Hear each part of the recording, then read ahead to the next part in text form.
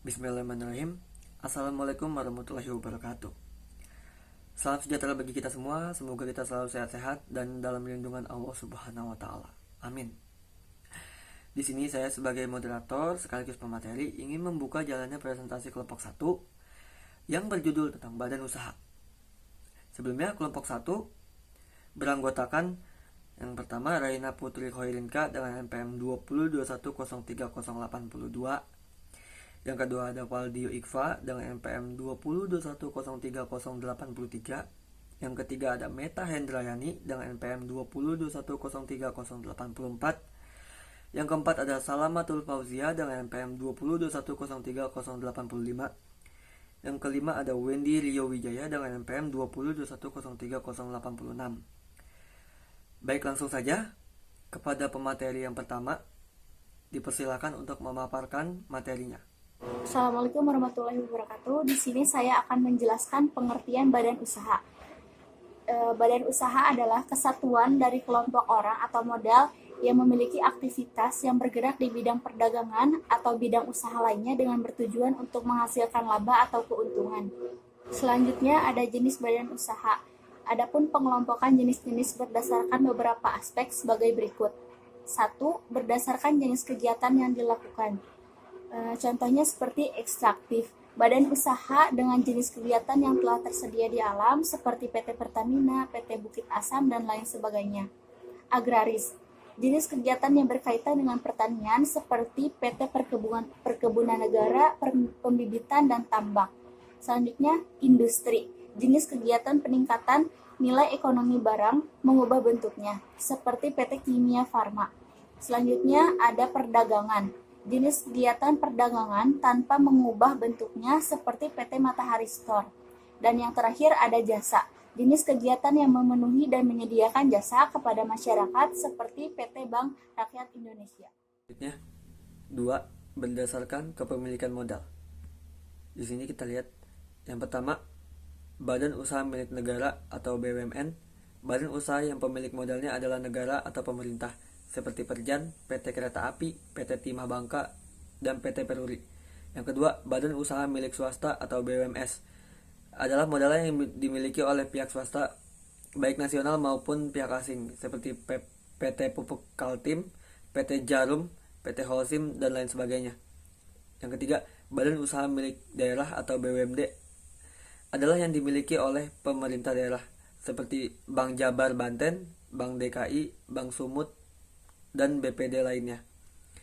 Yang keempat, badan usaha campuran, yaitu sebagian modalnya dimiliki swasta dan sebagian lagi dimiliki oleh pemerintah, seperti PT Telkom Indonesia, PT Garuda Indonesia, PT BNI 1946, dan PT Bank Sentral Asia. Selanjutnya, 3. Berdasarkan wilayah negara.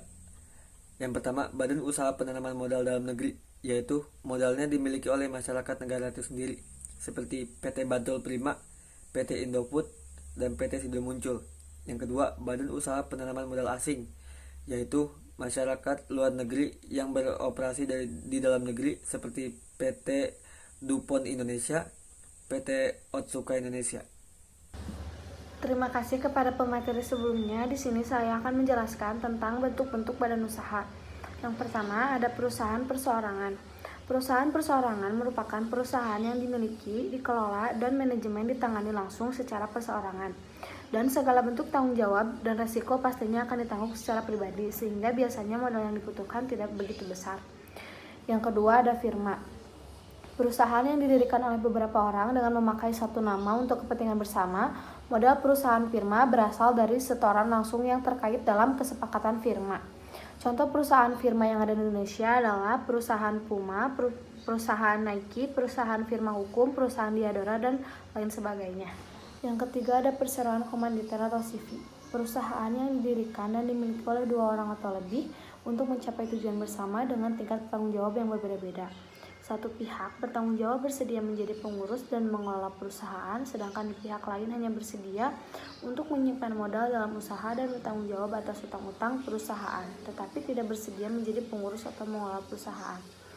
Yang keempat ada perseroan terbatas. Perseroan terbatas adalah badan hukum yang didirikan berdasarkan perjanjian melakukan kegiatan usaha dengan modal dasar yang seluruhnya terbagi dalam saham dan memenuhi persyaratan yang ditetapkan dalam Undang-Undang Nomor 1 Tahun 1995 serta peraturan pelaksanaannya. Dalam pelaksanaannya sudah banyak perseroan atau PT yang berperan pada perekonomian nasional. Sebagai contoh, PT Pertamina dengan PT Medco Energy International, TBK yang memiliki jenis badan usaha milik swasta atau BUMS yang berperan bertambahnya kas negara dari pajak dan laba perusahaan sebagai pendapatan nasional. Oke, di sini saya akan menjelaskan mengenai koperasi. Di sini disebutkan koperasi merupakan suatu badan usaha yang beranggotakan orang-orang atau badan hukum koperasi dengan melandaskan kegiatannya berdasarkan prinsip koperasi sekaligus sebagai gerakan ekonomi rakyat yang berdasar pada asas kekeluargaan. Nah, pengertian tersebut ada dalam Undang-Undang Nomor 25 Tahun 1992. Sehingga peranan koperasi sangat berperan aktif dalam mengupayakan untuk meningkatkan kualitas kehidupan masyarakat. Koperasi memiliki beberapa macam jenis. Hal ini tertuang dalam Undang-Undang Nomor 17 Tahun 2012. Macam-macam koperasi berdasarkan keanggotaan dan kepentingan ekonomi meliputi koperasi sekolah, koperasi pasar, dan koperasi unit desa. Sedangkan macam-macam koperasi di Indonesia berdasarkan jenis usaha yang dijalankannya, diantaranya disebutkan ada koperasi simpan pinjam. Nah, sudah sangat familiar mungkin koperasi simpan pinjam ini dibentuk untuk melayani kegiatan simpan pinjam bagi para anggota. Jenis koperasi ini juga sering disebut sebagai koperasi kredit, di mana para anggota dapat meminjam dana dalam jangka pendek dan dengan bunga yang cukup rendah. Selanjutnya akan dibahas oleh pemateri selanjutnya. Bismillahirrahmanirrahim. Perkenalkan, nama saya Meta Hendrayani. Di sini saya akan melanjutkan materi mengenai macam-macam koperasi di Indonesia yang tadi sudah dijelaskan oleh Wendy sedikit. Nah, poin yang kedua itu ada koperasi produksi. Koperasi produksi ini mempunyai tujuan untuk membantu usaha para anggotanya atau melakukan usaha yang dilakukan secara bersama-sama. Ada berbagai macam bentuk koperasi produksi, diantaranya koperasi produksi untuk peternak sapi, kemudian untuk petani, kemudian untuk pengrajin, dan lain sebagainya. Koperasi jenis ini juga menyediakan berbagai jenis barang yang dihasilkan oleh anggotanya. Koperasi ini juga melayani dengan baik para anggotanya, karena apabila ada salah satu anggotanya yang sedang memiliki masalah, maka semua anggotanya tuh kayak bakal bergotong royong untuk mencari solusi agar masalah tersebut segera teratasi. Nah, kemudian yang ketiga itu ada koperasi serba usaha atau KSU. Koperasi jenis ini seperti menjual kebutuhan pokok dan barang hasil produksi anggotanya, melayani simpan pinjam, kemudian pelayanan jasa bagi konsumennya. Nah, para anggotanya pun juga bisa membeli berbagai kebutuhan di koperasi ini, misalnya antar anggota dan anggota. Nah, kemudian yang keempat itu ada koperasi jasa. Nah, koperasi jasa ini adalah koperasi yang menyelenggarakan pelayanan jasa yang dibutuhkan oleh anggotanya, misalnya simpan pinjam, asuransi, kemudian angkutan, dan lain sebagainya. Nah, di sini juga anggota berperan sebagai pemilik dan pengguna layanan jasa koperasi. Nah, kemudian yang kelima itu ada koperasi konsumsi. Koperasi ini dibentuk dan diperuntukkan bagi konsumen barang dan jasa. Koperasi ini umumnya menjual berbagai produk kebutuhan sehari-hari seperti di toko kelontong. Jadi ada gula, terigu, minyak, dan lain sebagainya. Koperasi ini menyediakan berbagai kebutuhan yang memiliki harga yang lebih murah gitu, sehingga dapat membantu meringankan para konsumennya. Misalnya kalau harga terigu di warung kelontong biasa itu 9.000. Nah, di koperasi ini tuh kayak bakal bisa menjadi 8.500 atau 8.000, nah, dan lain sebagainya. Terima kasih, mohon maaf bila ada kesalahan. Baik, sebelum menutup presentasi pada kali ini, izinkan saya untuk menyampaikan kesimpulan.